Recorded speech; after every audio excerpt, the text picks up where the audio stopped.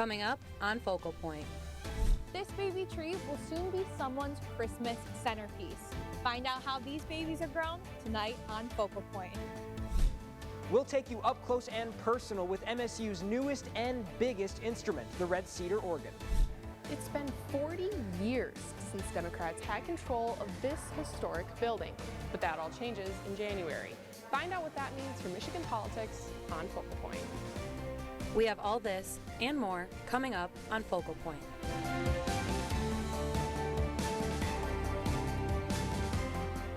Good evening and welcome to Focal Point. I'm Caitlin Hopelor. And I'm Destiny Shelley. It's Friday, December 2nd. The holiday season is upon us in mid-Michigan, and whether you're a lover of lights or parades, there's something to get you in the spirit. Focal Point's Amaya Kuznicki is live in Grand Ledge at an event that gives you both. Amaya, how's the energy over there? Caitlin, Destiny, you guys are right. The holidays are here. And as you can see, there's a ton of holiday floats behind me and people here getting ready for the holiday season. But these floats are not the only thing that are decorated. People are also decorating their homes. I visited Tannenbaum Farms earlier today, and they said that their Christmas trees are as good as gone. Time is ticking, and the Christmas season is here. Because every year I have my tree up on Thanksgiving. This is late for me and I'm starting to panic. I like to look at my tree, you know? Nancy Chowick usually shops for a tree with family, but this year everybody was busy. Normally I would go cut one, but I have usually helpers with me, which I didn't get this year. So she ventured out here alone. So I basically walked in, told them how much I wanted to spend. They guided me to where I needed to be, and I picked one out. It was the easiest thing ever. Tannenbaum Farms opened the day after Thanksgiving, and business hasn't slowed down. Weekends, it's a couple thousand or so. Most during the week, there's probably about 100 to 200, something like that. It's easy to buy a tree at the store, but sawing one down yourself is a lot more rewarding. There's a good feeling that results from that. I don't think there are many unhappy Christmases unless... Dr. Mel Kelling planted the first trees 44 years ago. Buy it, and then in the spring of 1978, planted the first collection of trees. I think we planted about 2,500 trees that year and started selling those in 1983. With 110 acres of land, it takes time for their inventory to grow. It takes about 8 to 10 years to produce a Christmas tree, depending on the size. Families can cut down a Fraser up to 15 feet tall to spruce up their homes. If you're a late shopper like me, no need to panic because Tannenbaum Farms is open all the way up until Christmas Eve. I'm Amaya Kuznicki reporting live from Grand Ledge. Caitlin, Destiny, back to you guys in the studio. Thanks, Amaya. I'll be sure to get my shopping done early. 2 local businesses have closed their doors recently. Popular local convenience store chain Quality Dairy closed its Michigan Avenue location on November 19th. The closing came after a decision to not renew their lease. CEO Ken Martin says that this decision was made because the location found itself in a difficult economic position. Recent construction on Michigan Avenue resulted in a change in traffic patterns, greatly affecting business for the store. Despite its decades of business and location in the heart of student living, the building is now up for lease. Another local business on Grand River, Zyara Grill, opened in the summer of 2021, recently closed as well. This unit is also available for a lease. The building is empty and the signs have been taken down at Quality Dairy. Only one location remains in East Lansing on Lake Lansing Road. As some businesses close, a new one opened this morning in Lansing. Ready. 3, 2, 1. The ribbon was cut for the much-anticipated Crumble Cookie franchise on the west side of Lansing. Crowds lined up early to be the first ones in. To check out the popular cookies that are now in almost all 50 states. The fresh cookie flavors rotate weekly with 200 different varieties. With the Lansing location, Crumble Cookie lovers no longer have to travel to Grand Rapids or Fenton to get their fix.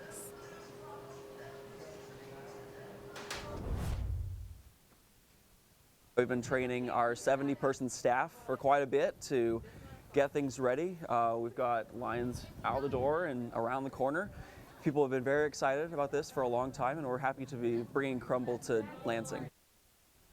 Crumble Cookie opens 8 a.m. to 10 p.m. Monday through Thursday, but closes at midnight Friday and Saturday. They're closed on Sunday, but if you ever need a late night sweet treat, Crumble Cookie has you covered. And with only a month left in 2022, that means newly elected officials will soon take office. Focal Point's Aaron Bowling is live in the studio with a look into Michigan politics for 2023. Destiny, Caitlin, these next few years are going to be historic for Michigan.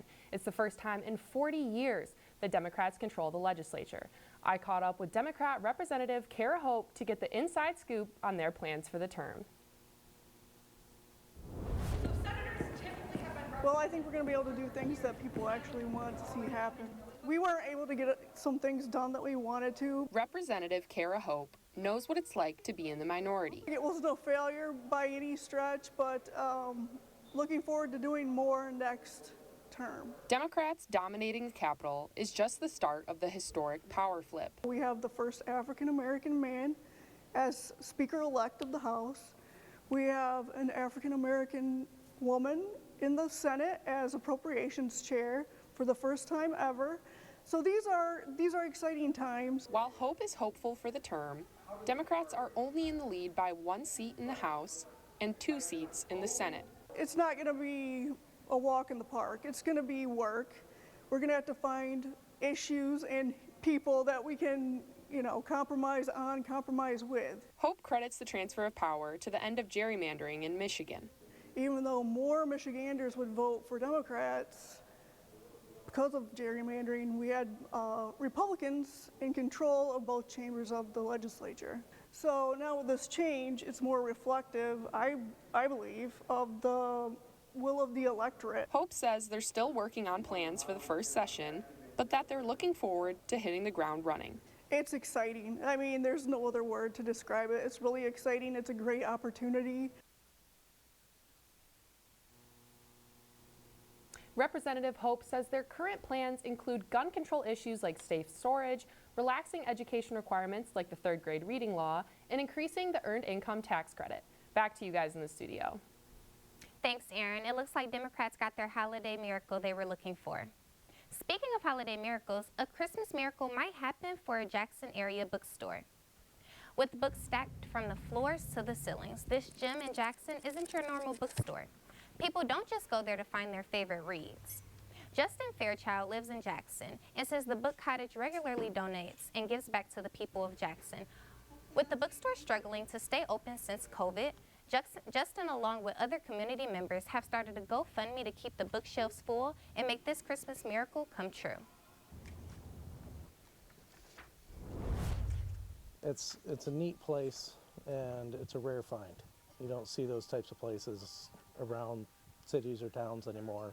It's usually a library or some big corporate place like a Barnes & Noble. If you would like to donate to the GoFundMe, you can visit www.gofundme.com/SaveTheBookCottage. Back in early August, 60-year-old Roddy Dowding of Jackson lost everything in a house fire. In response, the community came together this morning to surprise him with a gift. Focal Point's Chloe Porfirio was there to see him receive it. Thanks, Caitlin and Destiny. It was a tragedy on October 3rd when Rodney woke up to his house in flames.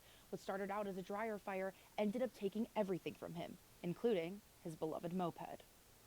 Rodney's friend from high school, Debbie Chambers, had friends and family come together to collect money, and this morning they were able to give him his new set of wheels. I'm expecting him to be very surprised because he thinks that we're going to a friend's house that we went to school with to get bottles and cans from her house.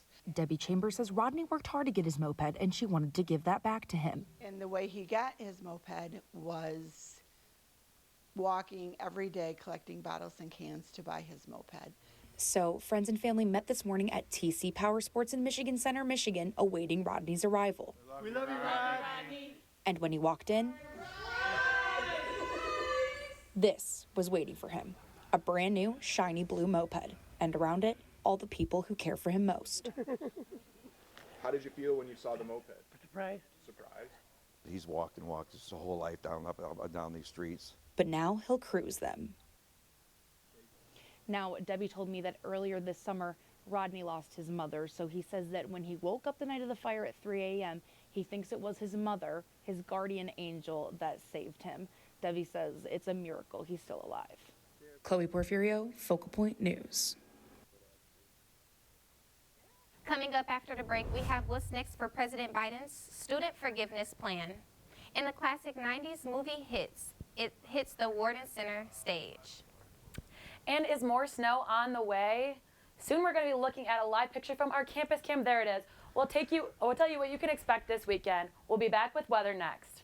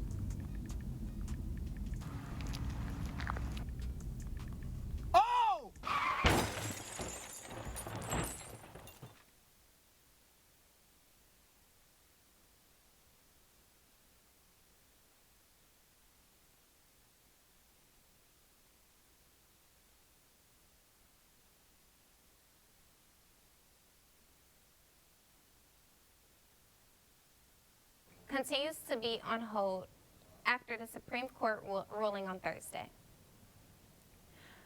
The court said it would hear arguments during its February 2023 session. 6 Republican attorney generals are arguing the president is overstepping his authority and using the pandemic to justify the debt forgiveness. Nebraska, Missouri, Arkansas, Iowa, Kansas, and South Carolina successfully obtained an injunction that blocked the executive order. The Biden administration announced $10,000 in student loan forgiveness, along with an additional $10,000 in forgiveness for Pell Grant recipients in August. Applications were open in October. The government will hold applications for borrowers who already applied. The administration has not revealed a backup plan if the Supreme Court does not allow debt forgiveness to proceed. It's been a chilly week, and we even seen some snow at times this week. Matt Bloomstein has you covered for this week's weather report. Matt? That's right, it has been a chilly week, and it was a chilly walk over to the studio this morning, and it did warm up throughout the day, but we'll get to that a little bit later. As per usual, we'll start with the national map, and we'll start in the West Coast, where it's a very desirable 53 degrees in LA. Over in Seattle, below freezing at 30 degrees. Over to the middle of the country now in Dallas, they sit at 50, and sliding on over to the oh-so-envious East Coast, 78 degrees in Miami. Now up to the better version of New York, Boston, that's where I'm from. It's a nice 38 degrees, and moving over to the Midwest region, 39 degrees in Chicago, 32 in Pittsburgh, and 31 in Green Bay. Into the Mitten State for our current conditions now. A little warmer than others here at East Lansing at 47. Over in the West, Grand Rapids sits at 46. As one might expect when you go further up north in Mount Pleasant, it is colder, 42. And finally, over in Detroit, same as East Lansing, coming in at 47 as well. Now, to the all-important 7-day forecast. We're going to remain pretty steady throughout the week in the low 40s and high 30s. Tomorrow, you can expect a high of 41, but pay attention to those winds. That will certainly bring those temperatures down and bring the wind chill with it. On Sunday, partly sunny in the high 30s, and we'll start the week off right on Monday with a high of 43. Now, Tuesday and Wednesday, more of the same, but temps will take a dip on Thursday down to 36. Make sure you watch those lows as well. 24 degrees on Saturday and Thursday. People will be happy to know that there will not be rain or snow expected throughout the week.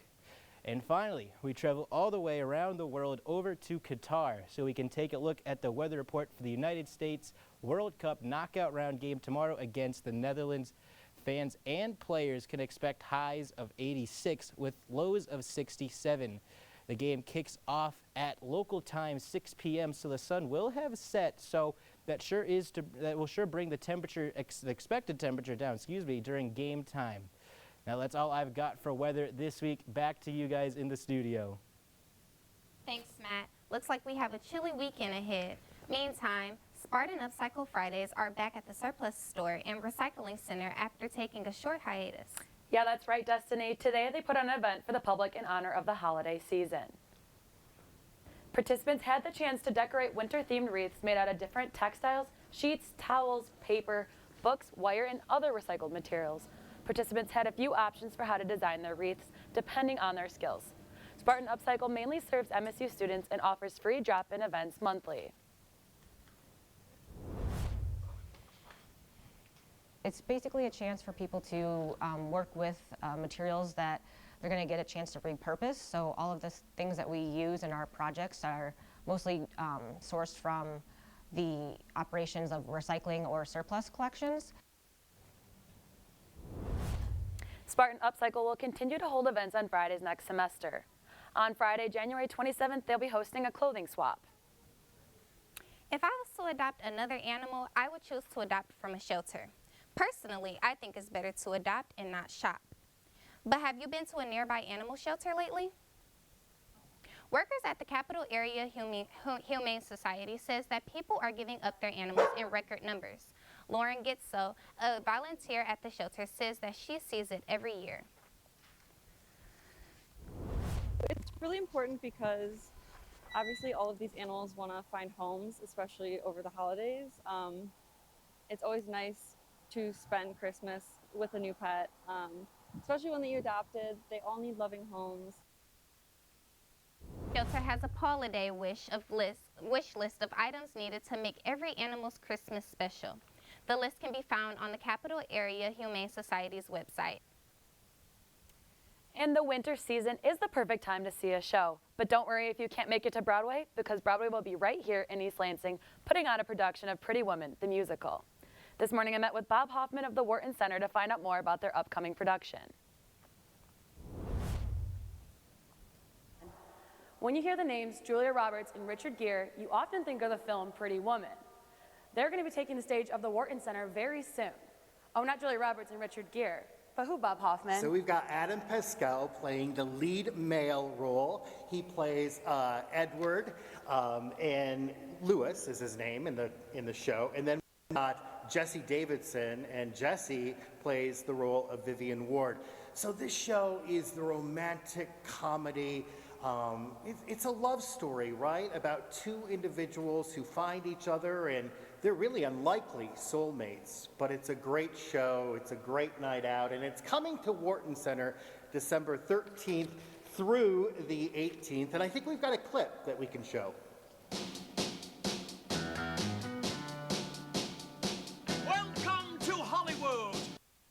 What's your dream? Have you seen the movie Pretty Woman? Of course I have. So if you've seen the movie Pretty Woman, now you're going to see it in real life on stage. It's very similar to the movie. The difference is going to be that Grammy-nominated Bryan Adams, who's more my generation, the summer of '69, Cuts Like a Knife, wrote the lyrics. There's amazing songs in it. And you get wrapped up in the romance of it all. And it's a timeless tale of two souls who are very different but fall in love. And you know, love binds the world. It brings everyone together. And so we can't wait for you to see it at Wharton Center December 13th through the 18th. And there are MSU student ticket prices, so check them out at whartoncenter.com. And what an exciting production to be right here in East Lansing. I know I'm excited to see it. I am too. In other entertainment news, there's a new pipe organ on campus at the Alumni Chapel. And tonight, the College of Music pulls out all of the stops. Focal Point's Daniel Zivian gives us a preview. Play the one that's not working. Question: how do you tune a pipe organ? Each individual pipe needs to be tuned. The answer: very carefully. This is the Red Cedar Organ, a longtime project for Michigan State, finally dedicated this past spring. It rests in Alumni Chapel, home to services, weddings, and funerals. Choral professor Jonathan Reed has been involved with the organ for 8 years. Somebody wanted to renovate the organ that was already in the chapel, and it was in such bad shape we decided that it wasn't really worth renovating. For the past 2 hours, these guys worked meticulously to get this instrument in tune. But what for? What's the big occasion? Tonight, the College of Music's 2 chamber choirs are performing together with MSU's experienced organ professor. Hei-Wan Jiang did her master's and doctoral degree in piano performance here at Michigan State, and since that time has become an accomplished organist. For others, tonight's concert is a brand new venture. Even Katie Green, a doctoral student in choral conducting, is excited for her first performance with the Red Cedar Organ. Something that's so special about the organ is just the level of power that it provides, and you just become encompassed with sound, and it's really inspiring and allows for just a different facet of music making that we don't often get to do. This concert is the culmination of several years' work, representing the effort and passion it takes to maintain an organ, let alone build one. I don't play the organ, but to be able to take something that, you know, many people get to appreciate at church on Sunday, make it sound good, it's pretty cool, because I know what they sound like when they're not in tune. It's not very good. In East Lansing, I'm Daniel Zivian, Focal Point News. Concert starts soon at 8 p.m. and it's sold out. If it was a little warmer, which I'm pretty sure we all wish it was, I bet you could sit on the lawn and enjoy it outside the chapel. Yeah, Destiny, definitely a little too chilly for that right now, but we'll have to give it a try in the spring. Coming up on Focal Point, star wide receiver Jaden Reed says goodbye to MSU and hello to something bigger. Plus, MSU's hockey takes on Minnesota this weekend in a 2-gamer series. We have an update from Len Arena. Sports is next.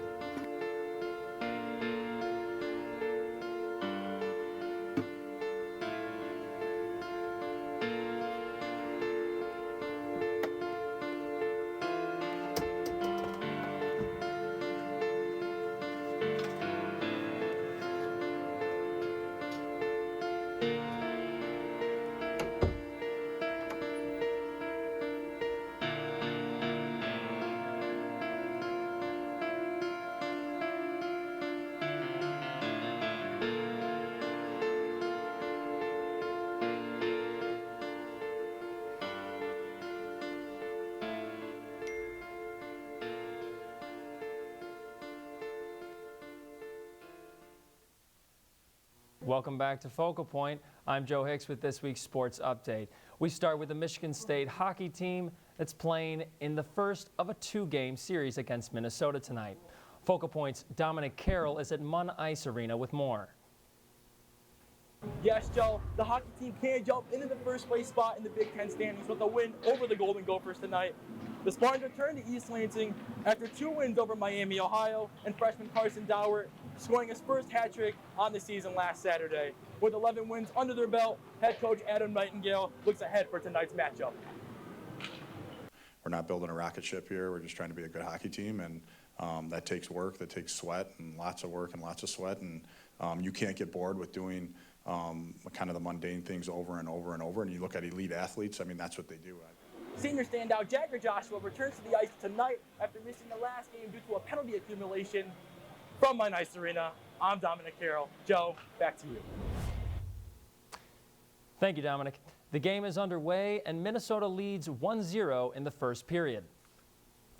Over to the hardwood, the Spartan men's basketball team took on Notre Dame Wednesday night in the ACC Big Ten Challenge. Notre Dame beat MSU 70-52 as Spartans continue to battle through injuries. But the difference in basketball is when you lose 2 really starters, because they were both starting when the year started, that's 40%. And so that makes it a little difficult.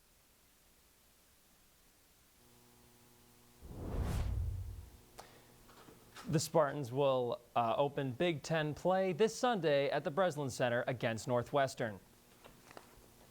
The Michigan State women's basketball team is coming off a tough loss to Georgia Tech last night. After 25 turnovers throughout the course of the game, the Spartans fell 63-66 against the Yellow Jackets. Basket. As they tried to snap a two-game losing streak. With 36 seconds left in the first quarter, Tori Osment assisted Matilda Eck for the three-point shot. In the third quarter, Iselene Alexander converts the add one. Dee Dee Hageman on the fast break assists Kamaria McDaniel for the easy layup. This added to McDaniel's total of 26 points for the night. Early in the fourth quarter, McDaniel dives in the paint for the tough jumper to cut the Yellow Jackets' lead to 1. Spartans were short by 3, losing their third game in a row.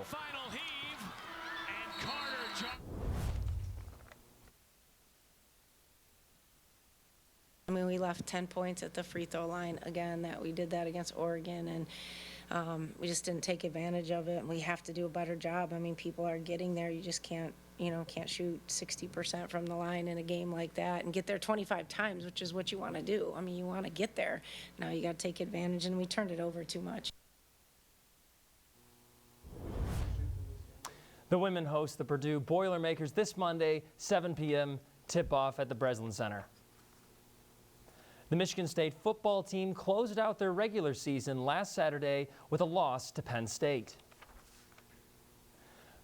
Following the loss, wide star receiver Jaden Reed officially announced he has declared for the 2023 NFL Draft. Reed will end his MSU career with 147 receptions for 2,069 yards and 18 touchdowns. Joining him in the draft will be tight end Daniel Barker, who caught 2 touchdowns this year, and defensive back Kendall Brooks. That's all we have for sports this week. I'm Joe Hicks. Back to you guys in the studio. Thanks, Joe. We all know what bedtime stories are. They're mostly light-hearted children's fairy tales. One story in Lansing is spinning that notion on its head. Focal Point's Isabella Martin opens a book and reads us a story. And this one doesn't start with Once Upon a Time.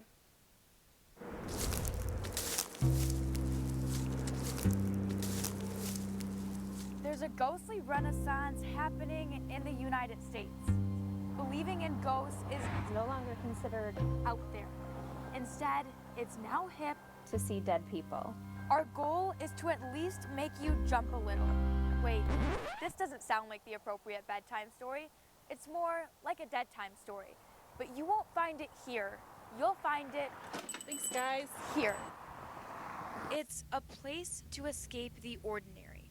A place called Deadtime Stories. Yes, the first thing you see is an old bathtub with a bloody mannequin leg full of true crime books. And for Jen Carpenter, I've always really been into the very dark stuff, even as a young child. Didn't necessarily see it as like my life or career path, but here we are. It's where black cats cross paths, but that's only Hendrix, the shop's cat. Really love that, people come in here sometimes with a preconceived notion, and leave just kind of fascinated by how weird and what a strange collection, and it is a little bit of everything. Customers don't just buy the unique here. Sometimes they come in with it.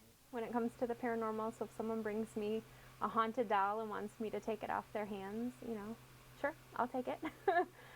This one is a little creepy. It's got, at first when I saw it, I was like, oh, she's got a snag, but if you look, that looks kind of like an upside down cross right on her forehead, so that's a little weird. And most times, they're just here to scope it out. We're driving by and I saw the true crime oddity sign, and I was like, pull over right now, I want to go there. Life's too short. I mean, what better place to realize that than the true crime bookshop?